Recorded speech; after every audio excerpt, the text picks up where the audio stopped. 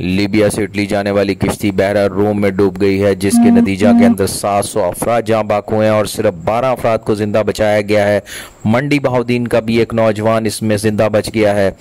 इसका नाम महताब अली है, नवाही गांव मखना वाले का रिहायशी है। हम इस वक्त इसके घर पे मौजूद हैं और यहाँ पर इसके वालिदैन और इसकी वालदा और बहन भाइयों से जो इसके तासरात ले रहे हैं कि जब ये वक्त उनके ऊपर था और उनके किस किस्म के उनके तासरात थे और वो कितनी दुआएं मांग रहे थे, और आज उनके चेहरों के ऊपर खुशी है। इस वक्त उसके वालिद मोहम्मद अशरफ जो कि सिक्योरिटी गार्ड हैं, उनसे मालूम करते हैं कि वो इस बारे में क्या कहते हैं। इशारे से अपना मकान बेच के लोगों से कर्ज लेकर हमने अपने बेटे की ज़िद पूरी की कि इसलिए कि वो कह रहा था मैंने इटली जाना है, इसलिए हमने वो उसके लिए उसके शौक़ के लिए या अपना मकान बेचकर लोगों से कर्ज लेकर हमने उसकी ज़िद पूरी की। और आपको कब इत्तला मिली कि वो यहाँ से वहाँ आगे जा रहा है, और फिर वो किस तरीके से आपको पता लगा कि वो बच गया है? तो सर तकरीबन हमें 8 जून या 9 जून को पता चला कि वो निकल गए हैं। फिर उसके बाद हमें कोई ख़बर नहीं थी, कोई काल बात नहीं। तकरीबन 10-11 तारीख के बाद हमें ख़बर मिली कि वो ये हादसा हो रहा है। एक आदमी आया, उसने हमें ये बताया। फिर हमें मालूम हुआ, हम बहुत परेशान हो गए, कोई गाल बात नहीं। तकरीबन 10-12 दिन हो गए। फिर उसके बाद ऐसा ऐसा ये मोबाइल के ऊपर, मीडिया के ऊपर और फेसबुक के ऊपर ख़बरें शुरू हो गई। फिर ऐसा ऐसा तस्वीरें देखी, फिर दिल को थोड़ा सुकून हुआ।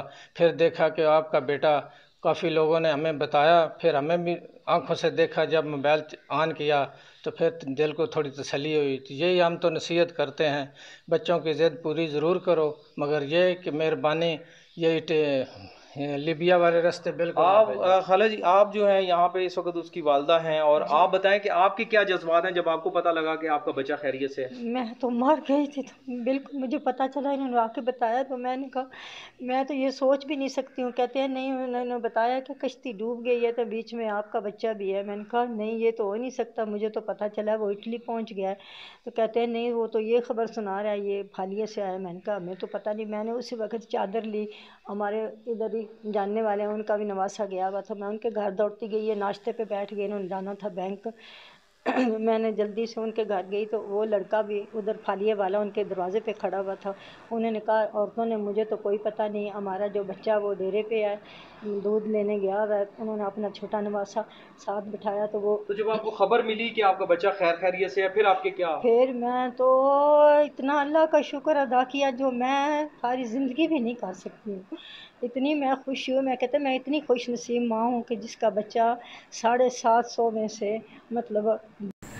जैसा कि आपने सुना कि इनके वालिदैन इस वक्त खुशी से निढाल हैं, लेकिन दूसरी जानिब हर आँख इश्क बार है, जिसमें 700 लोग, जिसमें से 300 से ज़ायद पाकिस्तानी जाँ बाक हुए हैं। मंडी बहाउद्दीन के तक इस वक्त तक 6 अफराद के जाँ बाक होने की तस्दीक हुई है। एक ही वो नौजवान है जो ज़िंदा बचा है।